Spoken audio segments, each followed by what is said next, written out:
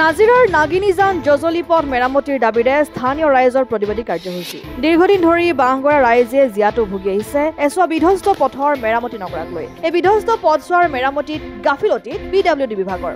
স্থানীয় ৰাইজৰ অভিযোগ অনুসৰি প্ৰায় 6 কোটিকৈ টকা আবণ্টন হোৱাৰ পিছতো মেৰামতিৰ কাম লেহেমীয়া গতিত হোৱাৰ বাবে ৰাইজে ভুগিবলগীয়া হৈছে এতিয়া যাতায়াতৰ ক্ষেত্ৰত অনেক অসুবিধা।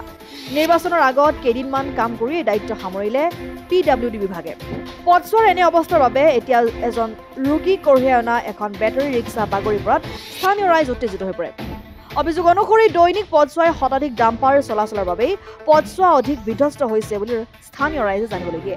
আগন্তুক দিনত চৰকাৰ তথা PWD বিভাগে পথছোৱা মেৰামতি নকৰিলে তীব্ৰ প্ৰতিবাদী কাৰ্যসূচী গ্ৰহণ কৰিব বুলি সকীয়াই দিয়ে।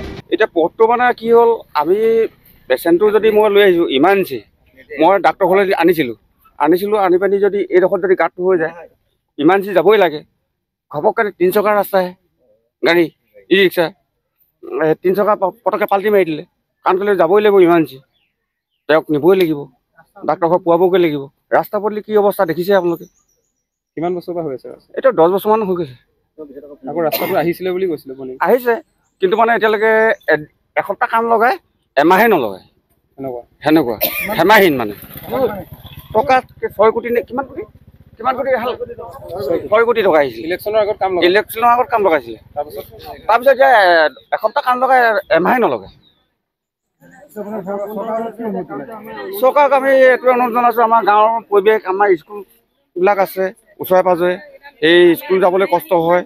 ল'ৰাজনী যদি মেডিকেল যাব নোপোৱা নিবলগীয়া হয়, যদি যাব নোৱাৰে তেতিয়াহ'লে কি হ'ব? মানুহবিলাক মৰিব লাগিব ভিতৰতে। এইটো ক'ৰ পৰা ক'ৰ সংযোগী পথ? এইটো জজলি নাগিনীজান জজলি পথ,